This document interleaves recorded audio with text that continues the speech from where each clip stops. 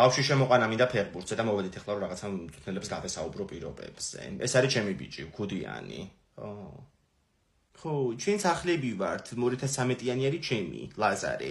ხო, თან აქვე ვცხოვრობთ სანზონაში და რომ ვნახე ამათი პოსტი რომ რაღაც ახალი ბავშვების მიღებას ვიწყებთო, მეთქე მივიდეთ, ვნახოთ. ხო, ჩემი 2013-იანია და რაღაც აშკარად ვერ ხარჯავს ხოლმე ენერგიას და მინდა რომ დაკავდეს რაღაცით, ხო. დედა, ბესხვარ არის ნედამწვრთნელი. აი, რაღაცა არ მომივიდა ახლა თვალში ეს კაცი. იქ ჩემი მეუღლია ქალბატონო, გველოდება. ლაზარი, წამოდი დედა. ომარიკო, მოდი აქეთ. გამოვა ახლა მასწავლებელი და ვანახო ერთი შენი თავი, მაჩვენე ბეჭები. შეხეთე სულ გაოფლიანებულა, გაგაფრთხილე მე შენ. აუ, ფეხბურთზე შეგყავართ, ახაც გაოფლიანდი. კარებში უთხოვდით ბურთს, ბავშვები. გამარჯობა ქალბატონო, თქვენ გინდათ ბავშვის შემოყვანა, ხო? დიახ. ომარიკო, მოდი აქეთ. აბა, რომელია ქალბატონო თქვენი შვილი დამანა? აი ეს. ეხლა რო დაეცა.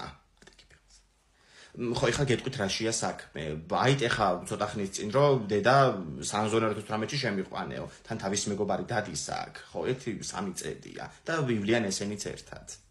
დიახ, გასაგებია და აი რა უნარები აქვს ბავშვს, ანატრთო დადიოდა სადმე? კი, დავდიოდი ინგლისურზე და კიდე მათემატიკაზე. ოღონდ 4 თვე. მე გადასახადს ვეღარ ვიხდიდი და გამომიყვანა დიახშემა.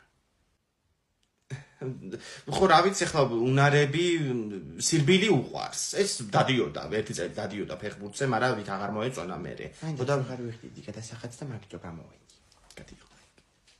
ხო და თქვენი გუნდი გვაწყობს. თან აგერ ყოფილა ღრმაღელის მეტროდან 5 წუთში და მარტო ცარებილის ბავშვი.